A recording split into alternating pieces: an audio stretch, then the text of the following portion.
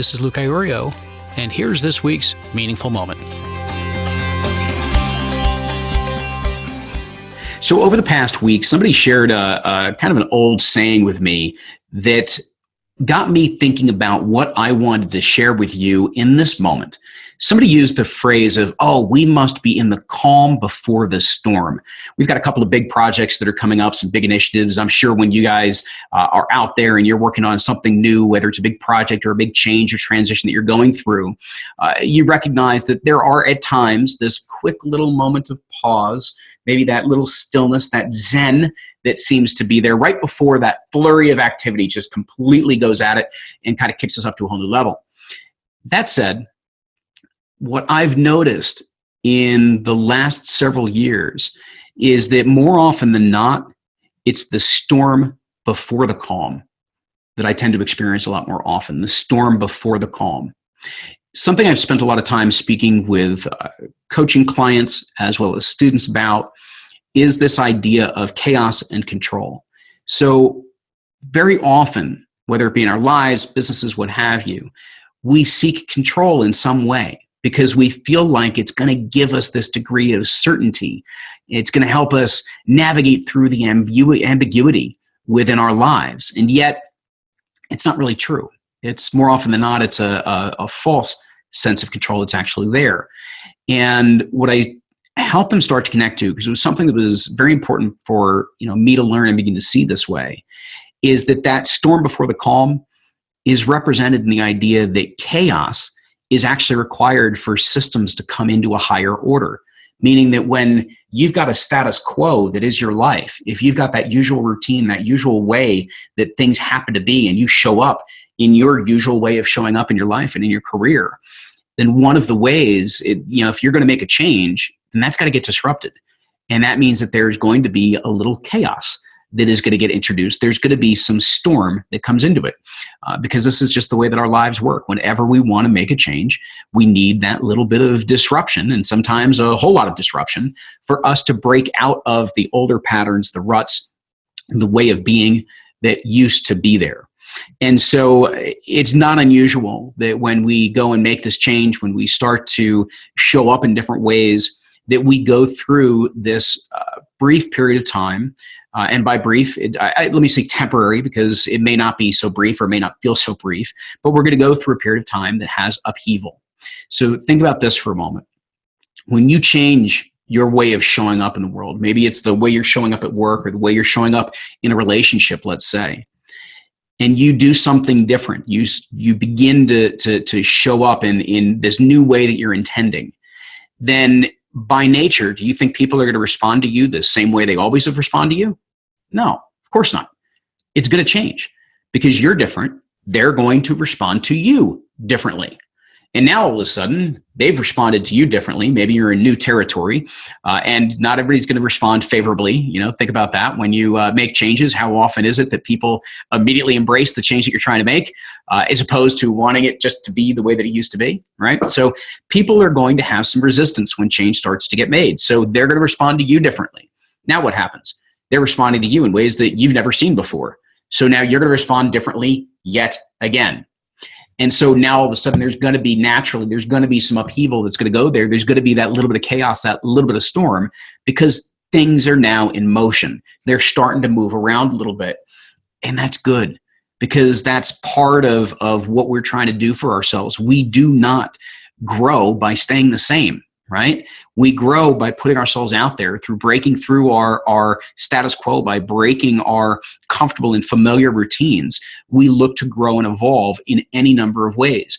You wouldn't be listening to a show called The Meaningful Way if you just wanted things to be the same way they've always been. You're looking for something different. And so this is just part of that process that we go through. The other thing that's worth mentioning is that as you're trying on new things, quite naturally, the first few times that you try something new, you are maybe going to try and communicate or listen differently in a relationship, or maybe you're going to try to communicate, listen differently with a relationship that's going on at work, or the way in which you are leading a team or leading clients. When you do things new for the first time, do they always go smoothly? No. they're going to be a little bumpy. It's not yet natural. It's not something that's become who you are yet. That's why you're trying to make the change, you're looking to grow and evolve in a specific way.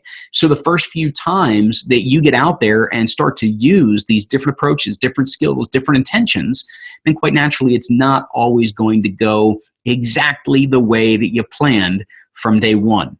Instead, you're going to have a couple of bumps along the way, and that's perfectly fine. That's just part of the process of learning and integrating and applying something new.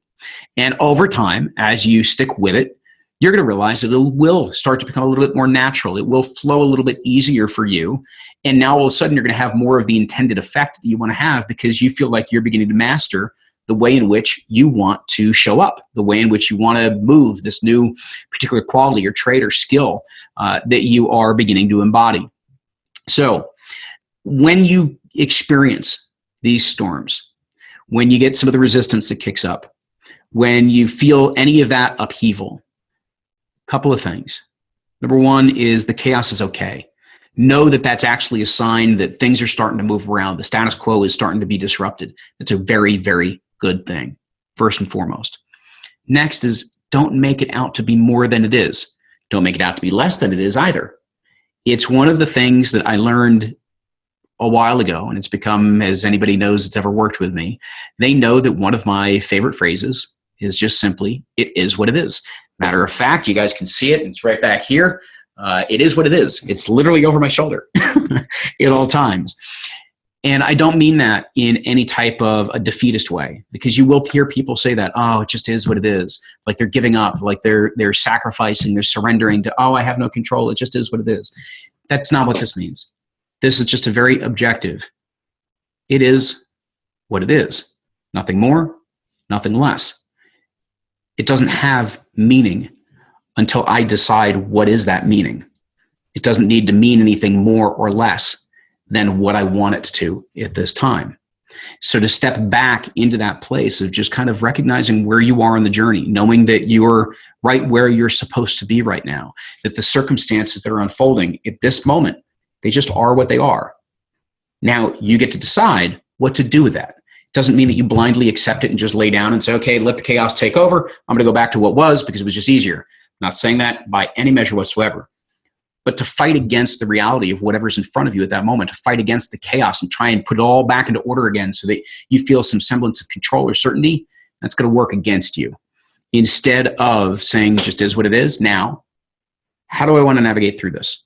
Where is it that I want to go from here?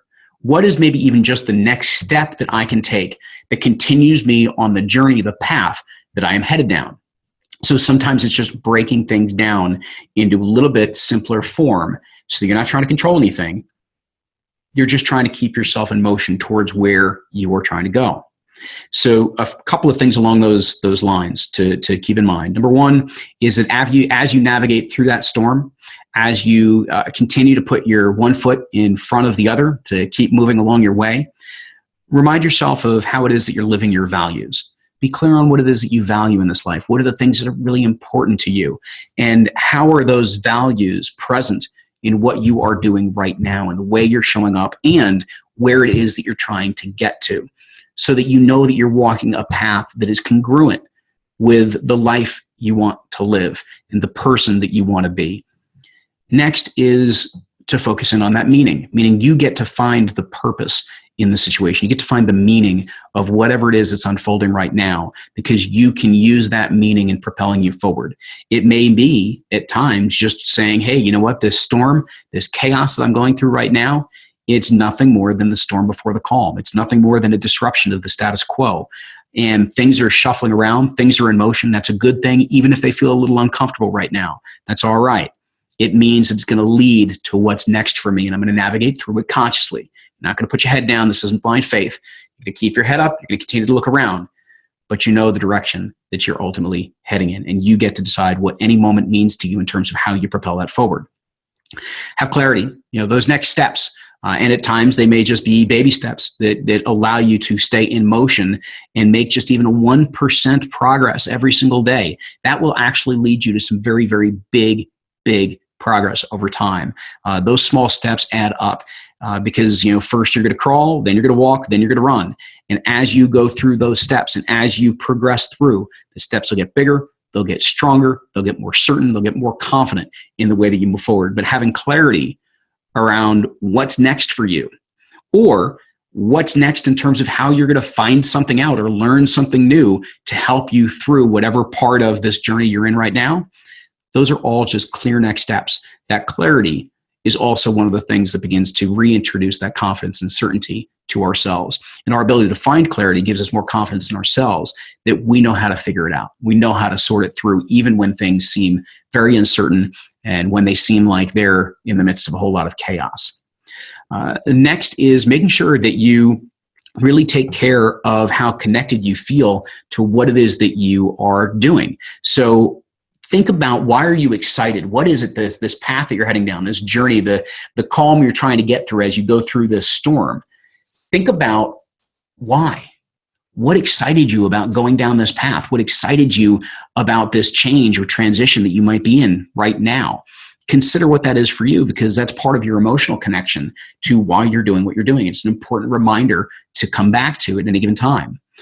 During the storm, it's also important to take care of yourself, meaning to focus on those things that build up your vitality. Get enough rest. Make sure your nutrition is strong. Move your body around. Continue to get some of that energy moving around in a really positive manner that fuels you, as opposed to drain you in any manner. And so that's very important. Think about, when you're in the middle of the storm, what's going to be maybe your support system, your connection system to other people around you. Do you have a group or a close friend you can rely on? Do you have a mastermind group? Do you have a coach? Who is it that you surround yourself with, the people you associate with? They're going to help you through that storm so that you know how to navigate, that you know that you've got your crew aboard with you while you navigate that bumpy sea, okay? And then last is just to consider your surroundings. How is it that you are surrounding yourself literally in your environment, not just with people, but even in your environment? How are you surrounding yourself with the things that are going to support you through this journey? What are the resources you want to surround yourself with? What's the environment that you want to create for yourself? What is it that's going to continually have you in an atmosphere where you feel more and more comfortable sitting with what you need to sit with to go through what you're going through to get to the end destination that you seek? And so this is just that reminder. Very often we will go through that storm before the calm. Chaos is just a way that systems find their higher order. And when you know that you're in that process of change and that's just the stage that you're in, then you know that this too shall pass. You'll know that this has meaning for you right now. It's actually something that's going to propel you forward. It can be the wind that fuels your sails, as it were. But to just know where you are in that storm and to know that it's temporary. You will get through it. Thanks.